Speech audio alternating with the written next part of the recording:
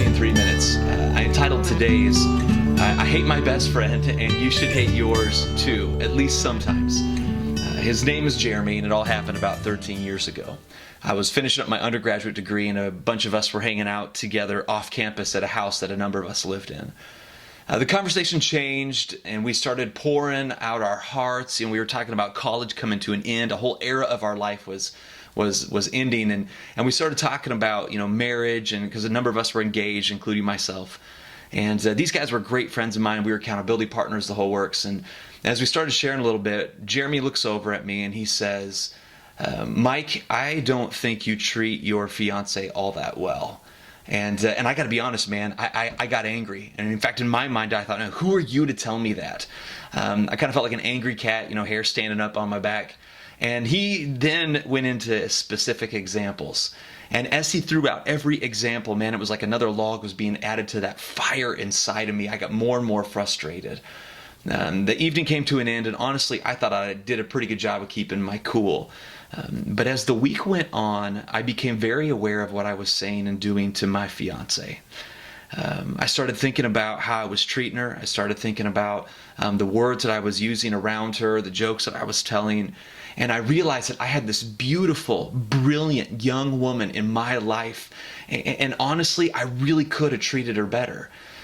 And I decided to do something that most people don't do. I accepted his rebuke. He was right. I didn't like it, but he was right. I discovered something really powerful. Real accountability is rough, and sometimes it really hurts. People today run from friendships, a church, or a family that puts the pressure on. Now, I'm not talking about abuse. I'm talking about healthy conflict. You don't just want yes friends in your life. You want friends who will call you out when you are wrong. Christian marriage psychologists Les and Leslie Parrott say it like this: conflict is the only way to intimacy. I would agree. And in fact, there are two questions I want you to wrestle with. Who in your life do you allow to push back? Who do you allow to challenge your decisions? Who would you tell, who would you let tell you, that's stupid, don't do that? The second question is this: who do you need to be honest with? Maybe you're the one that needs to share, not just receive truth, but you need to give it. Is there someone you know that needs to hear something? And if there is, I encourage you, say it. Real friends push back, so speak the truth in love.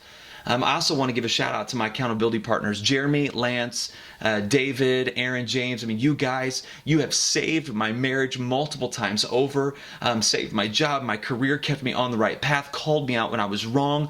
And there are times I absolutely get so frustrated with you, but I love you. You're my brothers. I will give my life for you. And I thank God for friends like you. You're my best friends. And yes, that means sometimes I hate what you have to say. Proverbs 27:17 says, as iron sharpens iron, so one man sharpens another.